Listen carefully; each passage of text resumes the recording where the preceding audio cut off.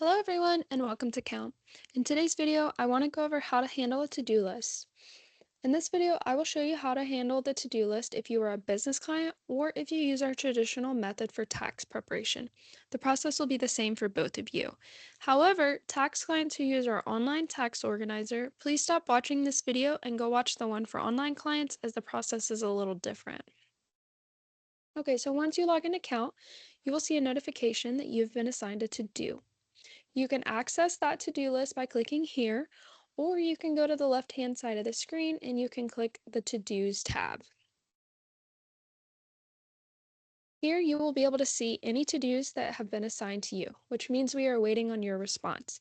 We will not begin working on your taxes and or the job we have for you until we've received your response. Any tasks sitting in the submitted status will be the ones that you have completed and submitted to us. We will not receive notification that you have completed your to-do list until you have submitted it to us. To verify you have submitted, you will see that the list will move from the assigned status to the submitted status. Once we have received your to-do list, we will review it. If there is anything that we still have questions on or are still missing, then we will reassign you the to-do list and you will just need to go in and update and resubmit. Once we are finished with your to-do list and we have no further questions or requests from you, we will mark it as done. You can always go back at any point and review previously completed to-do list as they'll stay in this done status. Okay, so to complete your to-do, you'll start by clicking here. The top part is just instructions. I'm already going over all of that with you in this video, so it's there if you need it for future reference, but for the purpose of the video, we don't need to worry about this. So we're going to scroll down to the bottom, and here you'll see a checklist. These are all the items that are currently missing for you. So sometimes these will be requests and ask you for documentation, or sometimes they may ask you a question or clarification on a specific item. It'll just depend. So what you'll need to do is review this list, collect all the documents that are applicable to you.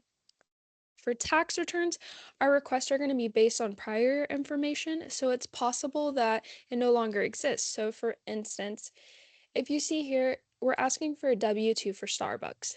Well, if for the 2024 tax year you did not work at Starbucks, you would not have a W-2 for Starbucks. So in that instance, we would click the red X mark, letting us know that you do not have that W-2.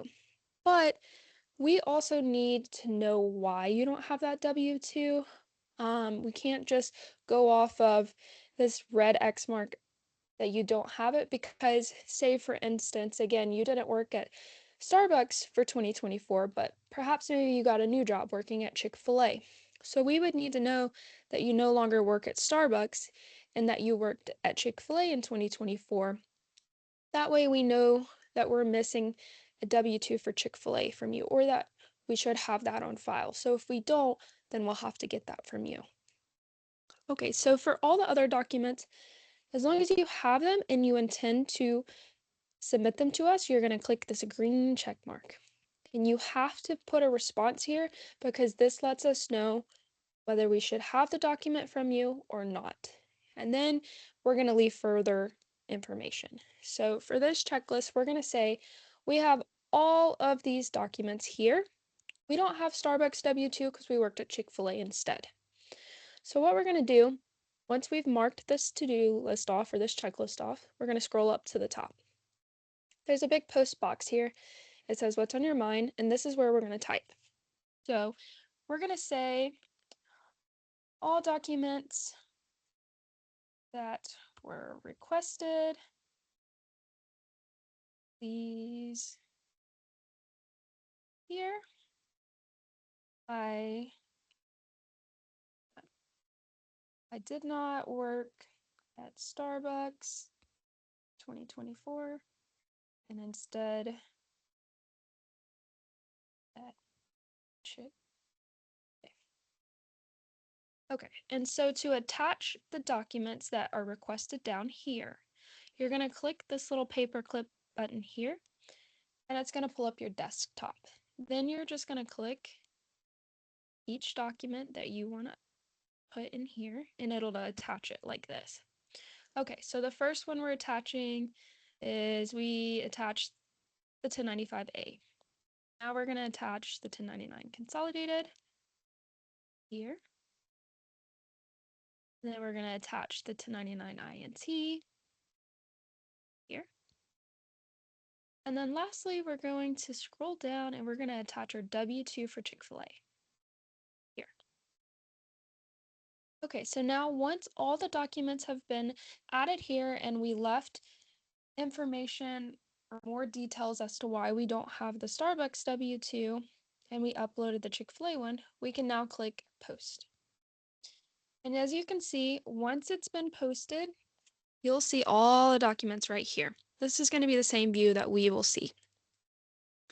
If you needed to upload something else that you forgot to upload here, you can do so by clicking this paperclip button and it'll bring you back to your desktop again. If you needed to leave more information, so we could say, I don't know, we'll just say, for this purpose, I'll just say more information. I do want to note, I know it looks a little different from the original one, and as you can see, there's no post button here. Right now, we've just got the text in the text box. To actually post this, you have to click your enter button. As you can see now, it changes. We can see the date that this was posted. If you don't click the enter button, we can't see that. So if you come back and upload us additional documents or upload us or leave a comment with additional information, you have to click that enter button or else we can't see it. It doesn't actually post it here. Another thing I want to note with the documents, when you upload a document, you also have to write a comment before it'll let you click the enter button and submit it. So just make sure when you're doing it here, click the enter button. When you do it originally, you'll click the post button. I do want to note that just because you fill this out, so even though we have completed the entire checklist here, we've uploaded all the documents that it requested, we left our additional information so that we can leave notes, and we've posted all of it, it is still not submitted. So it is now completed, but it's not submitted. So if I go back to the checklist item, you'll see it's still in the assigned status, which means we've not been notified that you've completed. We will not start working on your job because we don't know that it's been completed. So if we go back here, the final step that you have to do is you have to click the submit button right here. Once we click the submit button, it will then notify us that you have completed your to-do. We can go in, review everything, and let you know if there's anything else that we need. So we'll click submit. It'll say to-do has been moved to submitted. So you can check that again.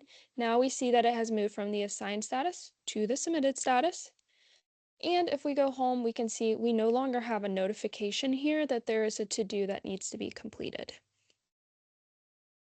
So that is how you complete a to-do list. If you guys have any questions, always feel free to reach out. Otherwise, that is it. So thank you.